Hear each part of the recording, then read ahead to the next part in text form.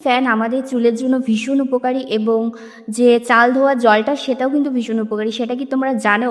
তো আজকে চলো তোমাদের এই ভাতের জল দিয়ে আমি একটা খুব সুন্দর রেমেডি তৈরি করে দেখাবো। আর যদি তোমরা আমার চ্যানেলে নতুন হয়ে থাকো তো প্লিজ চ্যানেলটিকে ফার্স্টেই সাবস্ক্রাইব করে রেখো, আর ভিডিওটিকে অবশ্যই পুরোটা দেখো। তো বন্ধুরা, প্রথমে আমাদের কি করতে হবে, একটা বড় সাইজের এখানে বাসন নিতে হবে।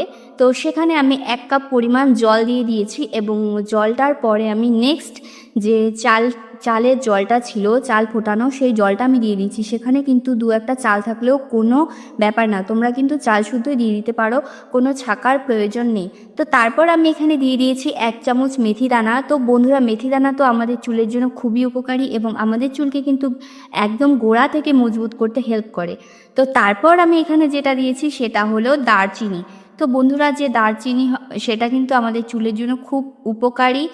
আর লং, দারচিনি, এলাচ, এই প্রত্যেকটা জিনিসই আমাদের চুলের জন্য ভীষণ উপকারী। তো আমি এখানে দারচিনি দিয়েছি, তোমরা চাইলে এখানে লংও ইউজ করতে পারো এবং এলাচও ইউজ করতে পারো।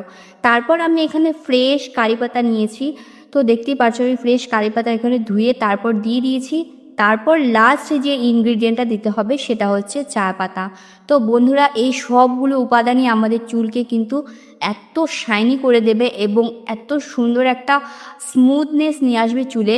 তো তোমরাই নিজেরাই অবাক হয়ে যাবে। তো দেখো, আমি কিন্তু খুব সুন্দর করে এগুলোকে সবগুলো ভালো করে বয়েল করে নিয়েছি। একদম গাঢ় হয়ে গিয়েছে জলটা, আর খুব ভালো করে 3 থেকে 4 মিনিট পর্যন্ত বয়েল করলেই হয়ে যাবে। তো এখানে আমি ঠান্ডা করে নিয়েছি এবং ছেঁকে নিয়েছি। তোমরা চাইলে এই ছেঁকে রাখা ইনগ্রিডিয়েন্টগুলো তোমরা কিন্তু পেস্ট করে এটা কিন্তু প্যাক লাগাতে পারো চুলে।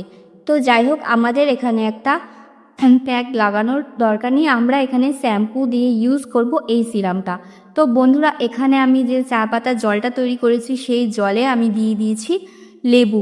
তো লেবু কিন্তু দিতেই হবে, কারণ লেবু আমাদের চুলের স্ক্যাল্পটাকে কিন্তু ভালো করে পরিষ্কার করে, আর আমাদের এই ড্র্যান্ড্রফের সমস্যাগুলোও কিন্তু দূর করে। তো দেখো, এখানে আমি দিয়ে দিয়েছি 2টো শ্যাম্পুর প্যাকেট।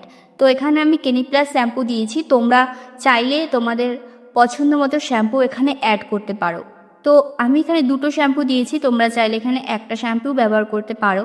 তো দেখো, ভালো করে এই উপাদানগুলো দিয়ে আমি মিশিয়ে নিয়েছি। যদিও রেমেডিটা একটু সময় লাগবে, কিন্তু তোমরা একটু সময় নিয়ে এই রেমেডিটা ঘরে একবার ইউজ করে দেখো বানিয়ে, তোমাদের কিন্তু খুব সুন্দর রেজাল্ট তোমরা পেয়ে যাবে।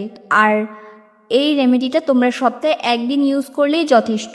তো দেখো, ভালো করে এটাকে মিশিয়ে নিয়েছি এবং পুরোপুরি ঠান্ডা হয়ে গিয়েছে জলটা, এবং অ্যাপ্লাই করার জন্য রেডি হয়ে গিয়েছে। তো বন্ধুরা দেখো, ভালো করে যখন বাবলস ওঠা শুরু হয়ে গেছে তখন কিন্তু আমি এটা স্টপ করে দিয়েছি। তো ভালো করে আমি আমার চুলে এটা লাগিয়ে নিব, আর তোমাদের কিন্তু স্ক্যাল্পে ভালো করে ম্যাসাজ করতে হবে। যদিও আমি এখানে 1 হাত দিয়ে করছি, কিন্তু আমি অফ ক্যামেরায় কিন্তু খুব ভালো করে ম্যাসাজ করে নিয়েছি। 5 মিনিট পর্যন্ত ম্যাসাজ করার পরে নর্মাল জল দিয়ে চুলটা ধুয়ে এসেছি। তোমরা দেখতেই পারছো আমার চুলটা কিন্তু আগের থেকে অনেক বেশি শাইন করছে। যদিও আমার চুল কিন্তু খুব স্ট্রেট না, কার্লি। যাদের স্ট্রেট চুল তাদের কিন্তু খুব ভালো রেজাল্ট দেখতে পারবে তোমরা। দেখো, আমি এখানে চুলটাকে শুকিয়ে নিয়েছি। তো বন্ধুরা,